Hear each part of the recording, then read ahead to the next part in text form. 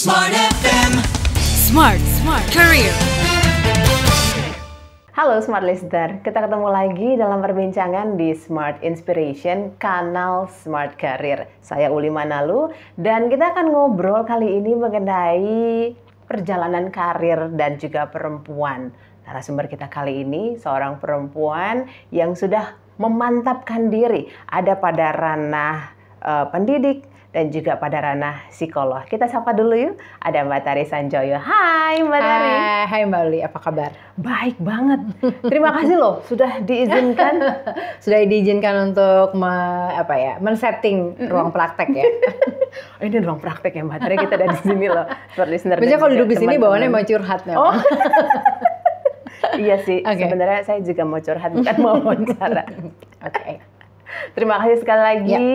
Ruangannya sangat-sangat nyaman untuk kami bisa ngobrol bersama dengan Mbak Tari. Sebenarnya ketika diinfo sama tim nih ya Mbak Uli, nanti narasumbernya psikolog, saya agak deg-degan gitu. Oh, kenapa?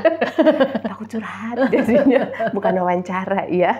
Tapi anyway, kita balik lagi ke topik kita hari ini. Kalau ngomongin soal karir dan juga perempuan nih Smart Listener, kalau saya pribadi, karena saya perempuan dan sudah menjalani karir ya, walaupun yang nggak nanjak-nanjak banget gitu ya, tapi kan masih ada teman-teman, masih ada teman-teman yang merasa perempuan zaman sekarang katanya karirnya udah oke-oke aja, tapi kok saya enggak ya. Nah kita tanya nih sama Mbak Tari, sebenarnya kalau ngomongin karir perempuan di dunia yang sekarang ini gitu ya, bagaimana sih memotretnya? Silakan. Oke. Sebetulnya sekarang kalau dilihat ya, banyak sekali perempuan-perempuan yang menjadi pemimpin gitu ya. Dan itu nggak cuma sekedar dalam field atau bidang tertentu, tapi sebenarnya cukup merata. Walaupun tetap saja masih banyak asumsi-asumsi atau judgement terhadap bagaimana perempuan memimpin suatu tim atau memimpin suatu organisasi. Yang paling klise adalah kalau perempuan tuh emosional gitu. Ya kan, semuanya bukan data driven tapi heart driven gitu, emotion driven gitu kan. Kalau satu organisasi isinya perempuan semua pasti dibilang aduh ini estrogen semua nih, pasti impulsif, pasti banyak emosinya dan segala macam.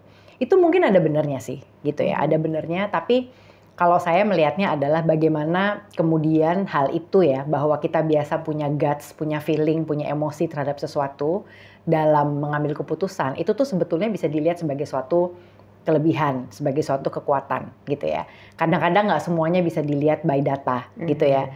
Kita mungkin seringkali merasakan juga kalau kita lagi dalam suatu situasi itu kita ada rasa kayaknya gini deh gitu misalnya, ya kan? Dan kadang-kadang itu benar gitu sebenarnya ya. Jadi itu perspektif aja. Apakah kita mau lihat ini sebagai sesuatu yang buruk atau tidak gitu sebenarnya. Dan bagaimana sebenarnya kekuatan kita yang biasanya memang heart driven ini nih bukan compatible atau melengkapi gitu ya. Melengkapi mungkin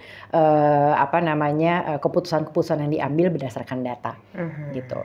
Karena memang perempuan pada dasarnya lebih banyak memainkan emosinya, memainkan perasaannya gitu. Tetapi perempuan-perempuan ini nih sebetulnya juga punya kemampuan yang mungkin bisa membantu laki-laki gitu ya dalam mengambil keputusan. Kita tuh biasanya multitaskingnya lebih, kemampuan untuk mengerjakan beberapa hal sekaligus tuh lebih tinggi gitu. Sebenarnya ya namanya juga ibu-ibu ya, sambil meeting, sambil mikirin nanti makan apa ya, sambil mikirin nanti anakku udah ini belum, segala macam sudah terbiasa dilakukan. That's the way our brain works. Itu agak berbeda memang sebenarnya. Sehingga memang dalam organisasi kalau ada orang yang bisa secara paralel mengerjakan beberapa assignment sekaligus, itu juga adalah suatu benefit buat organisasi sebetulnya. Sementara biasanya kalau laki-laki biasanya ya, saya nggak menyamaratakan semuanya, fokus pada satu task atau assignment tertentu. Very specific gitu. Lebih dalam, mungkin lebih deep, lebih penuh pertimbangan dan sebagainya dibandingkan sama misalnya perempuan yang lebih emosional, lebih kadang-kadang berubah-ubah juga gitu ya. Sehingga mungkin yang perlu dilihat adalah bagaimana dua karakter dalam berpikir itu bisa membuat suatu organisasi berkembang dengan sangat baik gitu.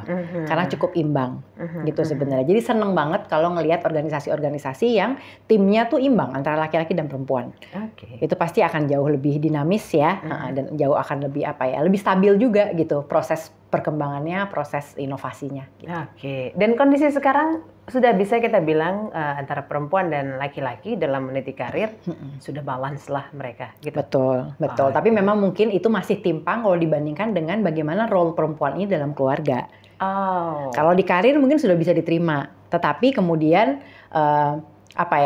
perempuan yang berkarir itu biasanya kemudian dibandingkan berkarirnya oke, tapi keluarganya berantakan gitu misalnya. Bener lah. Ya kan suka gitu kan sebenarnya kan atau sebaliknya gitu ya. Tapi intinya memang karena mungkin belum setara antara perkembangan peran perempuan dan laki-laki di tempat kerja dengan perempuan dan laki-laki di dalam menghadapi rumah tangga dan membesarkan anak. Udah banyak sekarang bapak rumah tangga yang proudly declare bahwa dia adalah bapak rumah tangga gitu kan sebenarnya. Tapi kan mungkin itu masih timpang gitu dibandingkan dengan bagaimana kiprah perempuan di dalam industri atau dunia kerja. Gitu. Oke. Ini memantik saya jadi ingat satu perbincangan saya bersama dengan teman-teman nih. Mungkin smart listener dan juga Anda yang menyaksikan perbincangan ini juga pernah mendengar ini.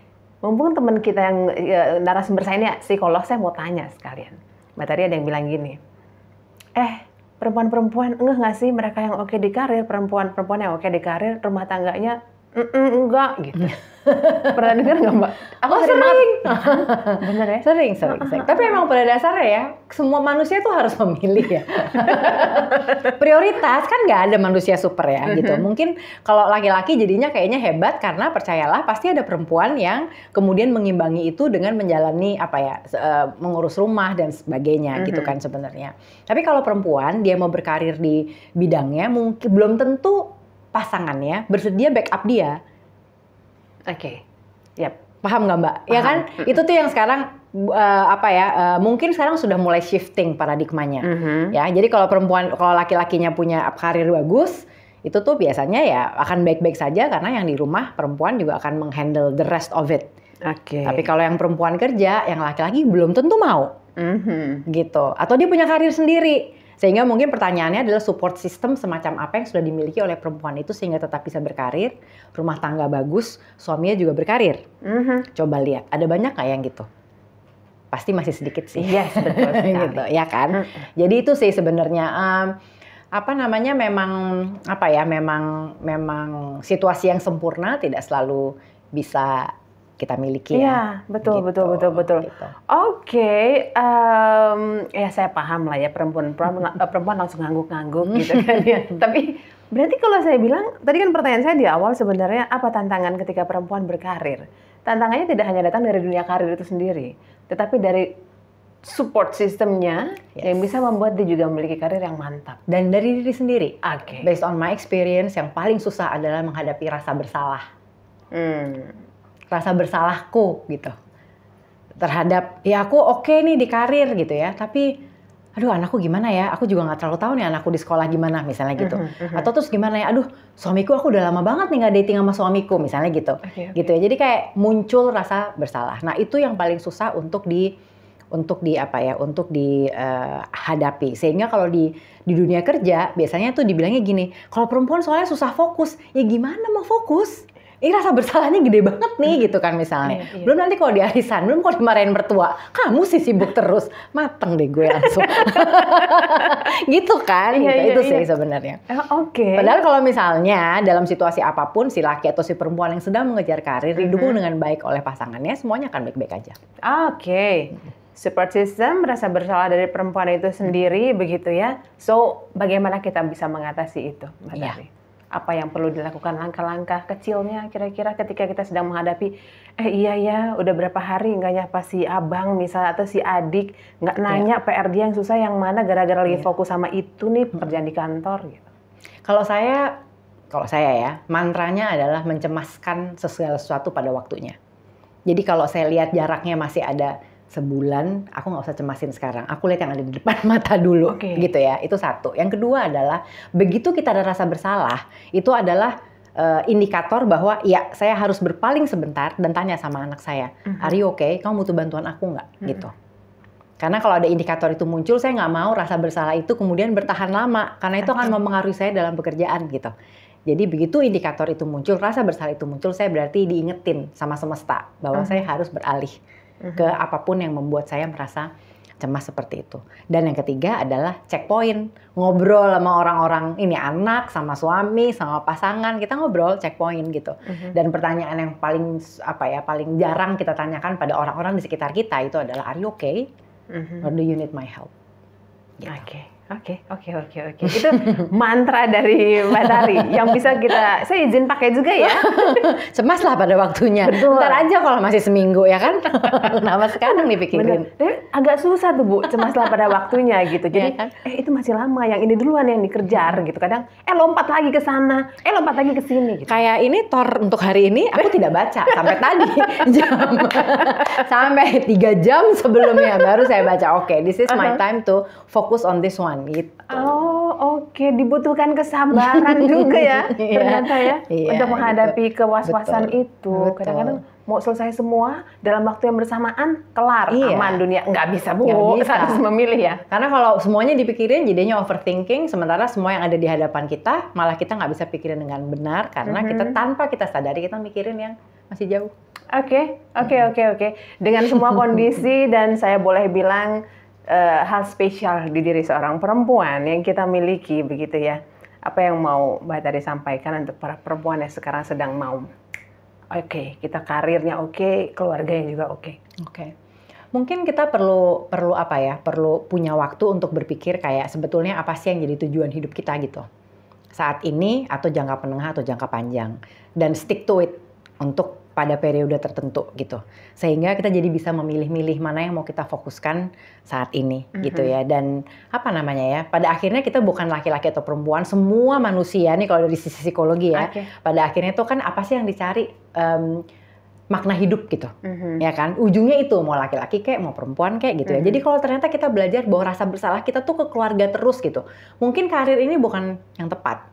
Karena kita pikirannya selalu ke keluarga. Maybe you have to drop this dan kita mikir dulu keluarga gitu. Ya, jadi itu kayak mendengarkan isi kepala, mendengarkan hati itu adalah sesuatu yang penting gitu. Supaya kita nggak cemas terus. Siap kalau begitu. Ya. Terima kasih untuk topik yang satu ini, Mbak Tari. Ini kayaknya khusus buat saya sebenarnya. Ya, Smart Career yang saat ini. Nanti kita balik lagi dengan perbincangan berikutnya, Smart Listener dan juga Anda yang sedang mendengarkan kami saat ini. Pastinya kalau punya keinginan untuk berkarir, sah-sah saja. Entah perempuan, entah laki-laki. Go with it. Tapi yang pasti banyak hal yang ada di depan harus dihadapi dan tadi udah banyak tipsnya. Sampai jumpa. Smart FM. Smart Career. Make your future better.